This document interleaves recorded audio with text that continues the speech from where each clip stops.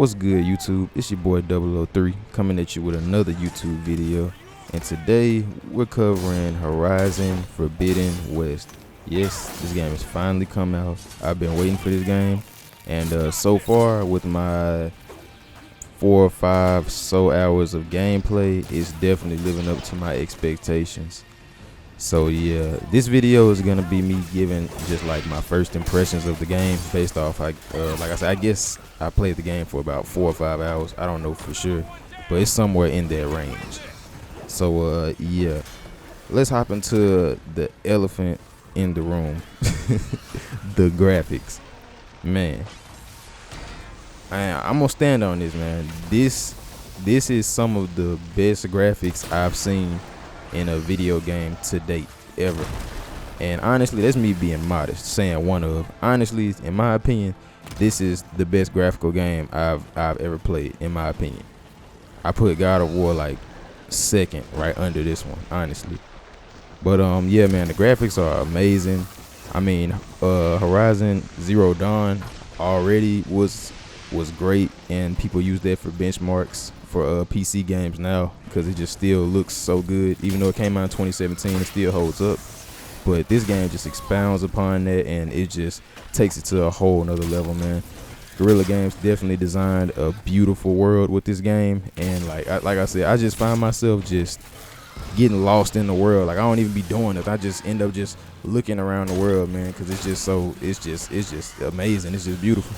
But yeah, this game will just have you looking at all the details that it has to offer. You'll just find yourself, or at least me, I just found myself just looking at the bricks on the ground and looking at all the details, looking at the grass, the clouds, the little mountain ranges in the back. And I'll tell you, man, I played this game on a bunch of different resolutions. I played it on my 1080p monitor. It looked amazing. I played it on my 1440p monitor because even though PlayStation doesn't support 1440p, which is the dumbest shit ever. I don't know why they just want to add that in and why that wasn't in there from the jump. But I played it on that because I have an emulator, so it kind of tricks my PS5 into thinking that I'm playing on a 4K display, and it just kind of upscales. It looks great on that. And I also played it on my 4K TV, which of course it looks the best on. And it's just amazing, bro.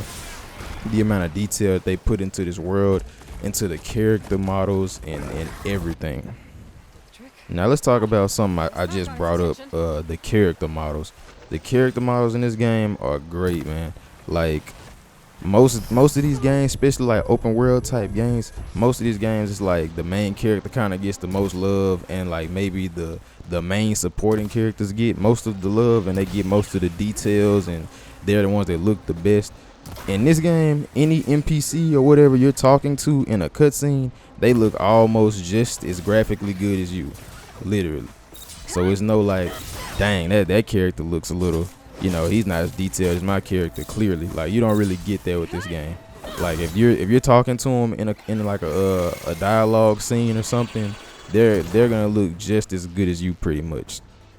And kind of expanding upon the character models, I kind of want to shine a little light and give some props to Guerrilla Games on like how the NPCs move like in cutscenes. Like usually, and I know y'all should know what I'm talking about if you are familiar with like open world games.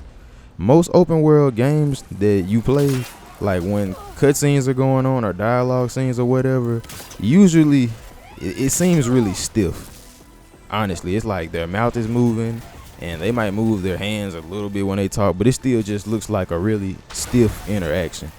And this game is not like that. Like I haven't seen an open world game like cutscenes look this good or dialogue scenes look this good ever. Like they do a really good job of just being lifelike. Like they actually, it looks like real life. Like they're moving like real people when they talk. They have these different facial expressions, and they do a good job of showing it because the graphics are so good. And it's just, it doesn't feel stiff. It feels like a linear game's cutscenes, like The Last of Us or something like that. And those are linear games, so that's a little easier to do because they don't have a whole world to build. So that's kind of, they can focus on that. So this is an open world game, and they still did a really good job of just having these characters just using their hands and just moving true to life. But yeah, another thing I want to address about this game is the combat. It's definitely fun. It still has what made the first game really good, but they have expanded upon it a little bit. And I don't know all of the different skill trees, but there are some to where it's like you can improve your like traps. They have a skill tree for that. They have a skill tree that increases your melee combat.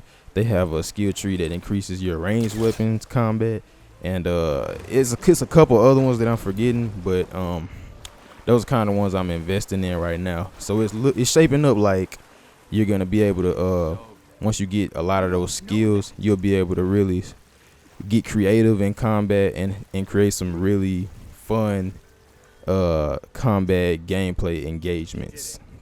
But yeah, so far this game is hitting on all cylinders. I'm really impressed so far, and I really don't have too many gripes. But if I did want to just be nitpicky, the only thing I can really nitpick is that like you can kind of get stuck on stuff easily. Like if you're trying to jump on certain things, you can kind of get stuck. And when you're riding the little animals that you hack, sometimes that can be a little wonky. But literally, that's just me nitpicking though. That's the only thing that I can really say negative about this game. So far, it's hitting on all cylinders, from the graphics to the gameplay to the voice acting to the character models, everything.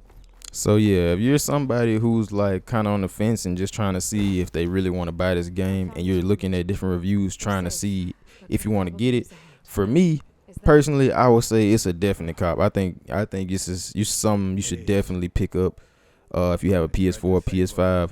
But I will help you guys out though, and don't be a dumbass and make the same mistake I did and buy the PS5 version, because you're literally getting charged $10 extra for no reason.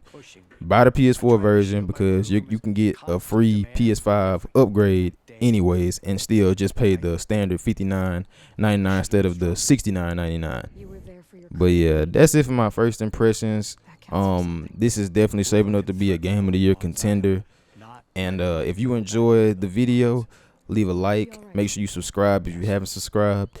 And as always, y'all be easy. Peace.